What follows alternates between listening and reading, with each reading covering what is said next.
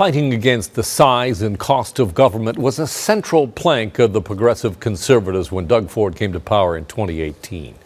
Now, almost 6 years later, the number of staff in the Premier's office with big salaries has ballooned. Global's Queen's Park Bureau Chief Colin DeMello joins us live with more. Colin. Alan, Doug Ford always talked about the gravy train, runaway spending at Queen's Park that he believed needed to be brought under control in 2018. That was the promise then. But now in 2023, Doug Ford is being accused of being the conductor of his own gravy train. It's a central part of Premier Doug Ford's brand, finding efficiencies in government and saving taxpayers' money. Leaders at every single level of government, they have a duty. They have a duty to do everything we can to keep costs down for the hard-working people of Ontario. But at Queen's Park, the costs at the very top have ballooned since the Progressive Conservatives entered government. The Premier's office under Doug Ford is now the most expensive in Ontario's history. It starts at the top. And if the Premier's office is bloated, well, then there's a really good chance that the rest of government's bloated.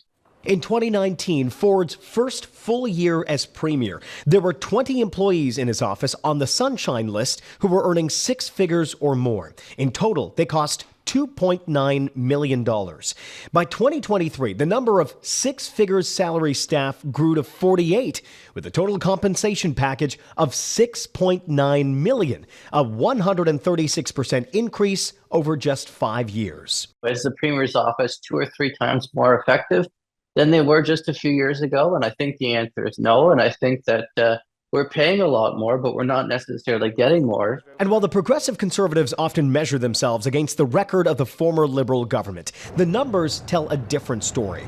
Ford is running a larger deficit than the Liberals, has recorded a higher provincial debt than the former government as well. Even the Premier's office under Kathleen Wynne was cheaper, costing $2.8 million for 18 employees on the Sunshine List. Now there are calls for change. What really needs to happen right now is a top-to-bottom review of all government spending and leadership from the top. So leadership from the top means slimming down the size of the Premier's office. Global News sent the Premier's office a list of questions about the spending. They did not respond.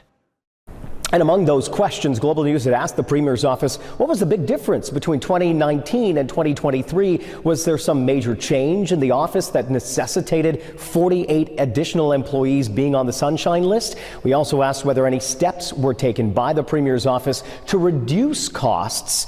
Once again, Global News got no response from the Premier's office. At Queen's Park, I'm Colin DeMello. Back to you.